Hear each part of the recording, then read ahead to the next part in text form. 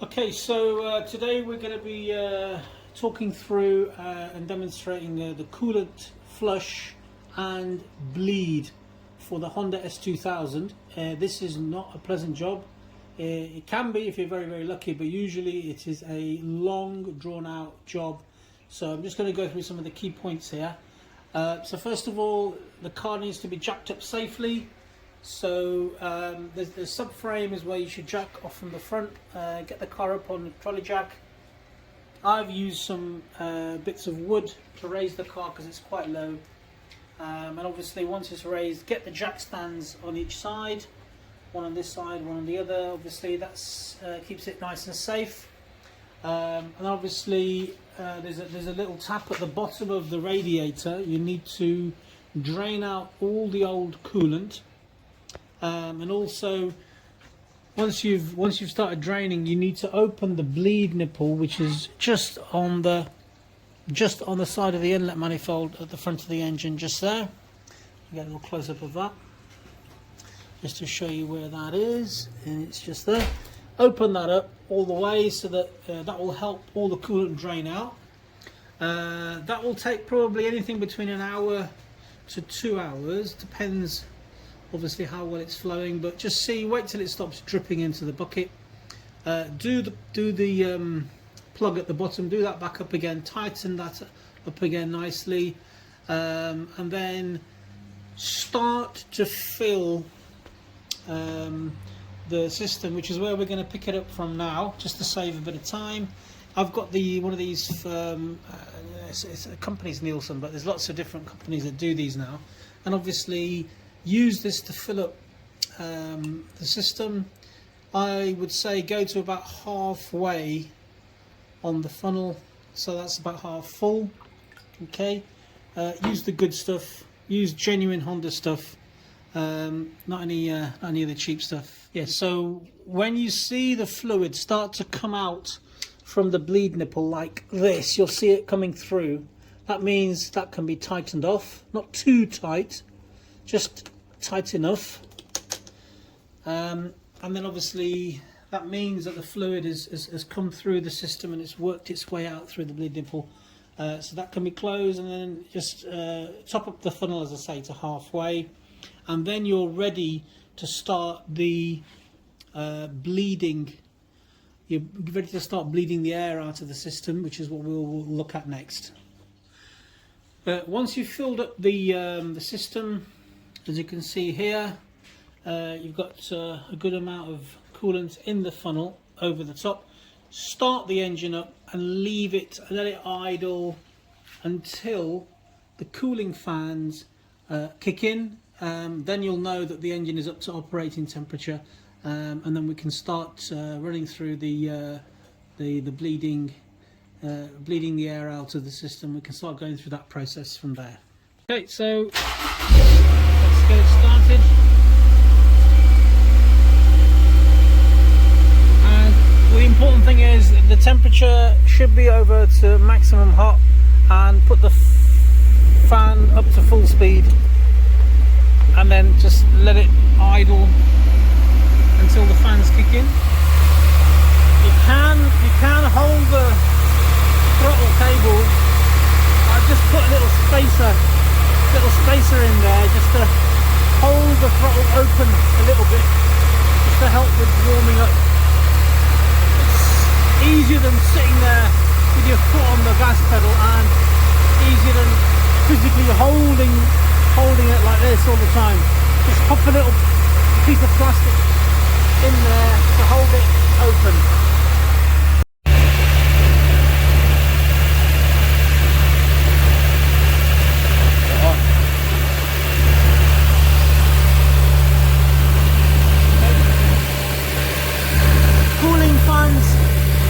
I've just kicked in, so that means it's pretty much at operating temperature now.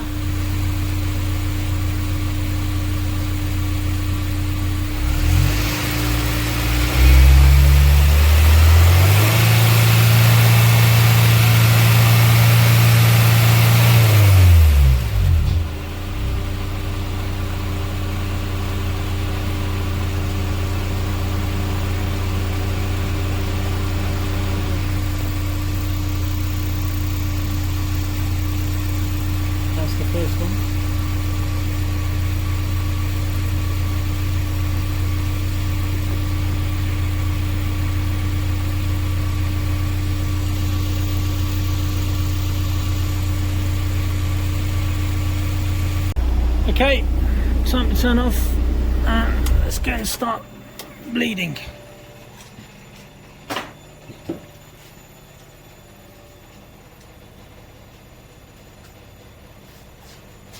Right, so what we have to do now is let off the bleeding nipple a little bit, just crack it open a little bit and then just let it, hopefully let the air come out from there. You should see it bubbling. There we go.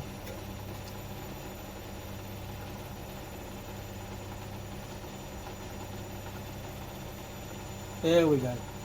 There's definitely air still in there,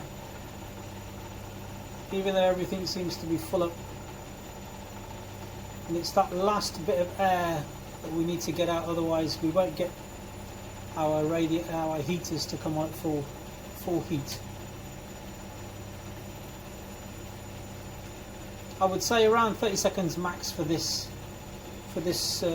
stage now, before we close it off again and repeat. There we go. And another.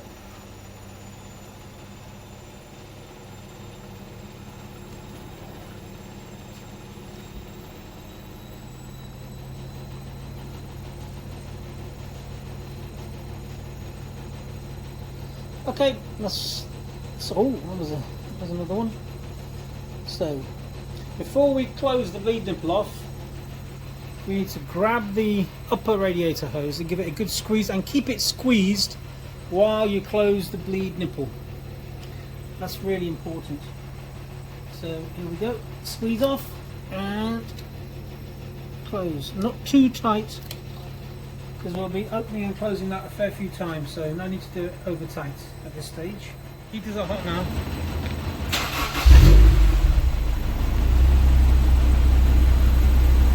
Okay, round 2, start it back up again and leave it. Let it get nice and hot.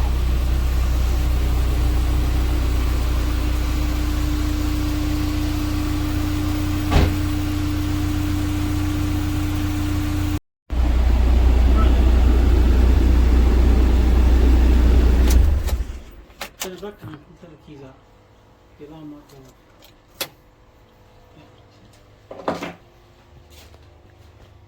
Okay, here we go for round 2. It's had a good few minutes of idle, and let's crack the bleed nipple again. Here we go. 1, 2, 3. Not too much, enough. Yeah, it's quite a bit there, isn't it? There's quite a bit of air still coming out there.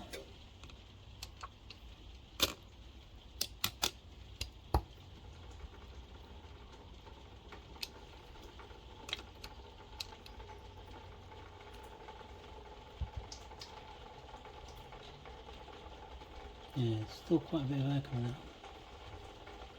Blimey. Look at that. Whoa.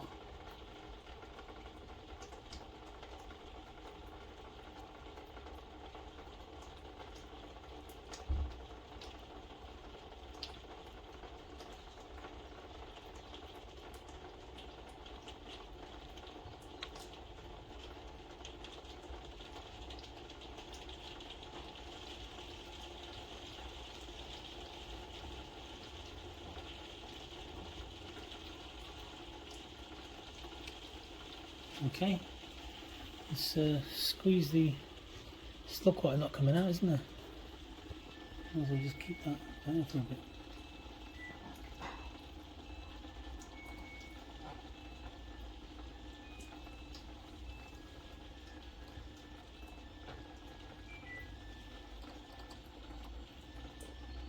Okay, squeeze the upper hose.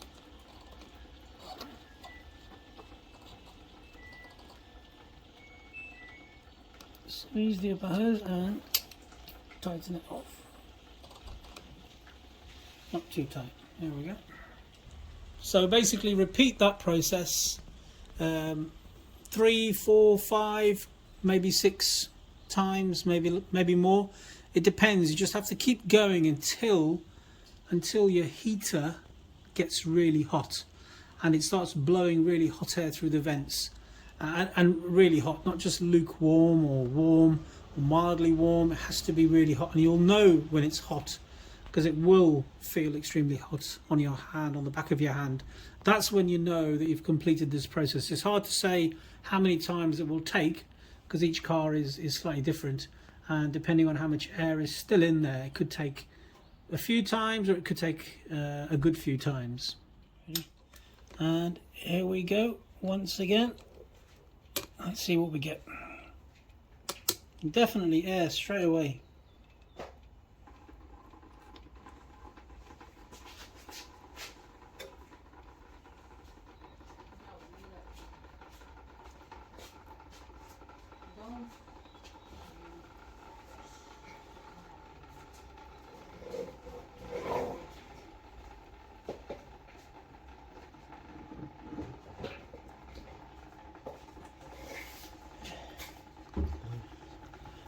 Oh yeah.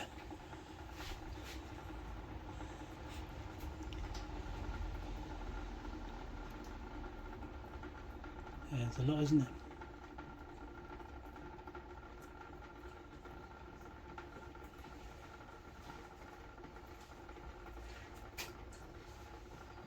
You need.